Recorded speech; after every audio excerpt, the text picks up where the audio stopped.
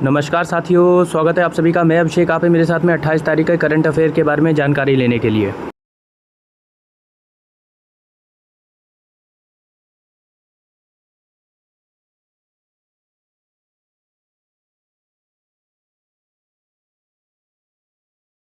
मैं आपका स्वागत करता हूं अपने चैनल स्मार्ट टीचिंग अभी भी GSY अभिषेक में।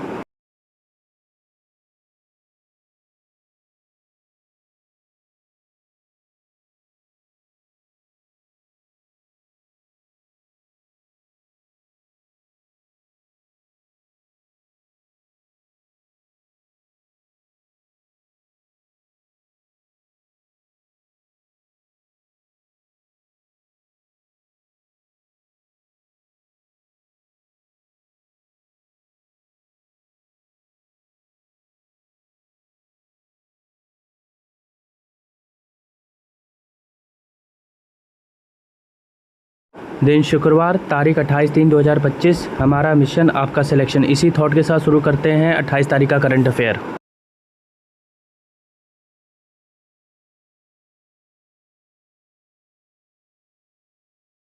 पहला, हाल ही में भारत ने कितने चीनी उत्पादों पर एंटी डोपिंग शुल्क लगाया? उत्तर है 5। आइए इस खबर के बारे में जानें। भारत ने 5 चीनी उत्पादों पर एंटी डोपिंग शुल्क लगाया। घरेलू उद्योगों को अनुचित रूप से कम कीमत वाले आयात से बचने के लिए भारत ने चीन से आयातित 5 उत्पादों पर एंटी डोपिंग शुल्क लगाया है।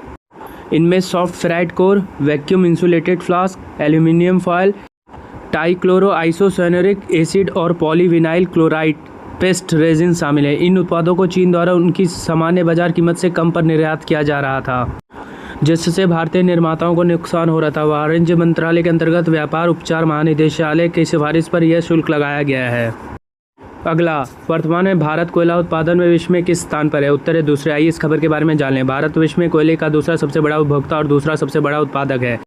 कोल इंडिया लिमिटेड ने वित्त वर्ष 2023-24 में 773.81 मीट्रिक टन के साथ सबसे बड़ा उत्पादक बना। वर्तमान में कोयला उत्पादक के मामले में भारत विश्व में दूसरे स्थान पर है। चीन पहले स्थान पर है।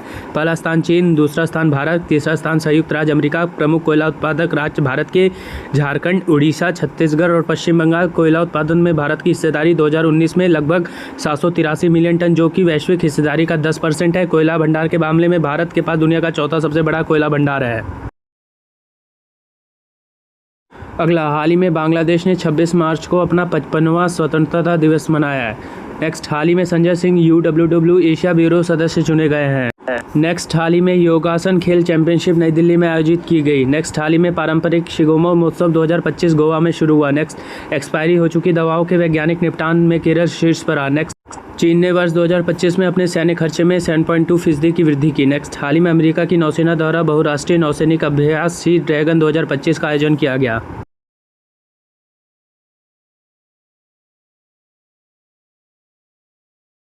अगला, हाल ही में विश्व जल दिवस पर बहुप्रतीक्षीय जल शक्ति अभियान कैच द रेन 2025 का शुभारंभ कहाँ किया गया? उत्तर है हरियाणा में। आइए इस खबर के बारे में जान लें। जल शक्ति अभियान कैच द रेन 2025। जल शक्ति मंत्रालय, पर्यावरण, वन एवं जलवायु परिवर्तन मंत्रालय ने विश्व जल दिवस पर बहुप्रतीक्षित जल शक्ति अभियान कैच द रेन 2025 का शुभारंभ किया। शुभारंभ 22 मार्च 2025, विश्व जल दिवस। मुख्य आयोजन स्थल ताऊ देवीलाल स्टेडियम, पंचकुला, हरियाणा। सहयोग जल शक्ति मंत्रालय, पर्यावरण मंत्रालय व हरियाणा सरकार। थीम, जल संचय जन भागीदारी। उद्देश्य, जल संरक्षण और प्रबंधन को बढ़ावा देना। 148 जिलों में जल संसाधन प्रबंधन को सशक्त बनाना, सामुदायिक भागीदारी सुनिश्चित करना। अगला, हाल ही में किसे टाटा मोटर्स का ब्रांड एम्बेसडर नियुक्त किया गया? उत्तर है विकी कौशल को। आइए इस खबर के बारे में जान लें। छावा स्टार विकी कौशल टाटा मोटर्स के नए ब्रांड एम्बेसडर बन गए। टाटा मोटर्स के नए ब्रांड एम्बेसडर बनने के बाद अब विकी कौशल टाटा की कारों के कैंपेन में दिखाई देंगे, यानी अब विकी कौशल टाटा की कारों का प्रचार करेंगे। हाल ही में रिलीज हुई फिल्म छावा काफ़ी सुपरहिट हुई थी। टाटा मोटर्स ने बॉलीवुड अभिनेता विकी कौशल को अपना नया ब्रांड एम्बेसडर बनाया, यानी कि अब विकी कौशल टाटा के पैसेंजर और इलेक्ट्रिक व्हीकल सेगमेंट को रिप्रेजेंट करेंगे।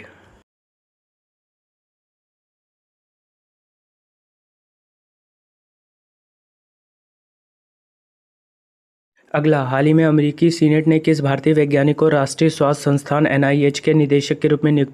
उत्तर है जय भट्टाचार्य को। भारतीय अमेरिकी वैज्ञानिक जय भट्टाचार्य को राष्ट्रीय स्वास्थ्य संस्थान का निदेशक नियुक्त किया गया। संयुक्त राज्य अमेरिका की सीनेट ने भारतीय मूल के अमेरिकी वैज्ञानिक डॉक्टर जय भट्टाचार्य को national institute of health (NIH) के नए निदेशक के रूप में नियुक्त करने की पुष्टि की। नवंबर 2024 में अमेरिका के 47वें राष्ट्रपति के रूप में चुने जाने के बाद डोनाल्ड ट्रंप ने डॉक्टर जय भट्टाचार्य को 18वें NIH अध्यक्ष के रूप में नामित किया था। 100 सदस्यीय सीनेट संघीय विधायिकी का ऊपरी सदन है जिसे कांग्रेस के नाम से जाना जाता है। अगला, हाल ही में भारत और किस देश ने ग्रीन और डिजिटल शिपिंग कॉरिडोर के लिए आशय पत्र पर हस्ताक्षर किए हैं? उत्तर है सिंगापुर। आइए इस खबर के बारे में जान लें। भारत सिंगापुर ने हरित और डिजिटल कॉरिडोर के लिए समझौता किया। इसका उद्देश्य डिजिटलीकरण और डिकार्बनाइजेशन को बढ़ावा देना है। यह शून्य या न्यूनतम ग्रीन हाउस गैस उत्सर्जन वाली प्रौद्योगिकी के विकास और डिजिटल समाधानों को अपनाने में तेजी लाएगा। यह समझौता सिंगापुर समुद्री सप्ताह 24 से 28 मार्च 2025 के दौरान संपन्न हुआ।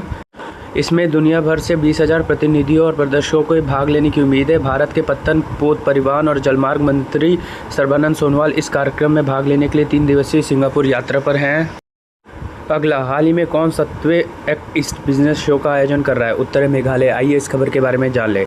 कॉनराड संगमा ने शिलांग में 7वें एक्ट ईस्ट बिजनेस शो का उद्घाटन किया। मेघालय के मुख्यमंत्री कॉनराड संगमा ने 25 मार्च 2025 को राज्य की राजधानी शिलांग में आयोजित 7वें एक्ट ईस्ट बिजनेस शो का उद्घाटन किया। 3 दिवसीय एक्ट ईस्ट बिजनेस शो 25 से 27 मार्च 2025 तक शिलांग में आयोजित किया जाएगा। 7वें एक्ट ईस्ट बिजनेस शो का उद्घाटन मेघालय के एक व्यापार और निवेश गंतव्य के रूप में बढ़ावा देना और भारत सरकार की एक्ट ईस्ट नीति के अनुसार BBIN बांग्लादेश, भूटान, भारत और नेपाल और दक्षिण पूर्व एशियाई देशों के संगठन आसियान के साथ भारत के व्यावसायिक संबंधों को आगे बढ़ाना है। अगला, हाल ही में उत्तराखंड के बाद UCC लागू करने वाला भारत का दूसरा राज्य कौन बना? उत्तर है गुजरात। आइए इस खबर के बारे में जान लें। गुजरात बनेगा समान नागरिक संहिता लागू करने वाला देश का दूसरा राज्य। इस संबंध में राज्य के विधि मंत्री ऋषिकेश पटेल के राज्य विधानसभा में कहा कि UCC राज्य के सभी लोगों के लिए समान न्याय सुनिश्चित करने और एक भारत श्रेष्ठ भारत की अवधारणा को साकार करने की दिशा में एक कदम है। न्यायिक प्रक्रिया को गति देने के लिए 3 नए मध्यस्थता न्यायाधिकरण का किया प्रावधान। उन्होंने कहा कि न्यायिक प्रक्रिया को गति देने के लिए राज्य सरकार ने राजकोट, सूरत और वडोदरा जिले मुख्यालय में 3 नए मध्यस्थता न्यायाधिकरणों का प्रावधान किया है। अगला, हाल ही में NNM मानद विश्वविद्यालय किस देश की सहायता से बौद्ध AI की शुरुआत करेगा? उत्तर है मलेशिया। इस खबर के बारे में जान ले। बिहार का NNM डीम्ड विश्वविद्यालय मलेशिया सहयोग से बौद्ध AI विकसित करेगा। बिहार में नव नालंदा महाविहार डीम्ड विश्वविद्यालय मलेशिया की सहायता से एक अग्रणी बौद्ध आर्टिफिशियल इंटेलिजेंस प्रणाली शुरू करने के लिए तैयार है। यह पहल का उद्देश्य नालंदा परंपरा को पुनर्जीवित करना और नवीन प्रौद्योगिकी के माध्यम से बौद्ध शिक्षाओं का अधिक सुलभ बनाना है। इस अभूतपूर्व परियोजना को सुविधाजनक बनाने के लिए दोनों पक्षों के बीच एक समझौता ज्ञापन MOU पर हस्ताक्षर किए गए हैं। अगला, हाल ही में किस मंत्रालय ने बालपन की कविता नामक एक पहल शुरू की है? उत्तर है शिक्षा मंत्रालय ने। आइए इस खबर के बारे में जान लें।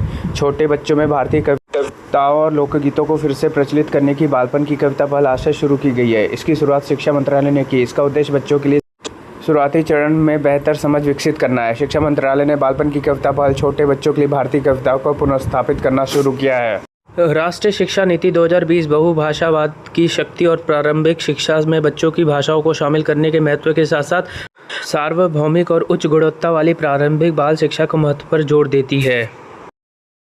अगला, हाल ही में किस राज्य को टीवी परीक्षण में उत्कृष्टता के लिए राष्ट्रीय पुरस्कार मिला? उत्तर है तेलंगाना को। आइए इस खबर के बारे में जान लें। 100 दिवसीय अभियान के दौरान टीबी परीक्षण में उत्कृष्टता के लिए तेलंगाना को राष्ट्रीय पुरस्कार मिला। तेलंगाना को तपेदिक टीबी परीक्षण में अपने उत्कृष्ट प्रदर्शन के लिए मान्यता मिली, जिसने 100 दिवसीय टीबी मुक्त भारत अभियान के दौरान NAAT nuclear acid amplification test परीक्षण में सर्वश्रेष्ठ राष्ट्रीय प्रदर्शन पुरस्कार जीता। यह पुरस्कार केंद्रीय स्वास्थ्य मंत्री JP नड्डा ने सोमवार को विश्व टीबी दिवस पर नई दिल्ली में राष्ट्रीय स्वास्थ्य मिशन तेलंगाना के प्रबंध निदेशक RV करण और तेलंगाना के संयुक्त निदेशक TB A राजेशम को दिया। अगला, हाल ही में कौन ब्रिक्स के नए विकास बैंक में शामिल होगा? उत्तर है इंडोनेशिया। ये इस खबर के बारे में जान लें। इंडोनेशिया ब्रिक्स के नए विकास बैंक में शामिल होगा। इंडोनेशिया ने ब्रिक्स समूह द्वारा स्थापित न्यू डेवलपमेंट बैंक में शामिल होने पर सहमति व्यक्त की है। वर्तमान में न्यू डेवलपमेंट बैंक के 8 सदस्य देश है और जब इंडोनेशिया न्यू डेवलपमेंट बैंक में शामिल होगा तो यह बैंक का सदस्य बनने वाला 9वां देश बन जाएगा।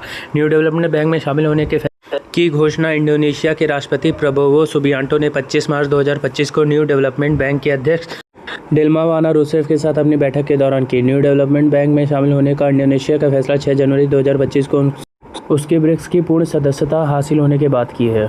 अगला, हाल ही में एशिया कुश्ती चैंपियनशिप में सुनील कुमार ने कौन सा पदक जीता है? उत्तर है कांस्य। आइए इस खबर के बारे में जानें। सीनियर एशियन चैंपियनशिप में ग्रीको रोमन पहलवान सुनील कुमार ने जीता कांस्य, मिल चुका है अर्जुन अवार्ड। अम्मान जॉर्डन में चल रही 2025 सीनियर एशियन चैंपियनशिप में ग्रीको रोमन शैली के 5 भार वर्गों के मुकाबले खेले गए, जिसमें भारत का प्रतिनिधित्व कर रहे गांव डबरपुर के रहने वाले पहलवान सुनील कुमार ने 87 किलोग्राम भार वर्ग में शानदार प्रदर्शन करते हुए कांस्य पदक जीता। सुनील कुमार ने कांस्य पदक के मुकाबले में चीन के पहलवान को हराया। इससे पहले उन्होंने तजाकिस्तान के पहलवान सुखरोब अब्दुलखाएव को मात दी थी। धन्यवाद। आपका दिन मंगलमय हो। शुभ रात्रि। Good night.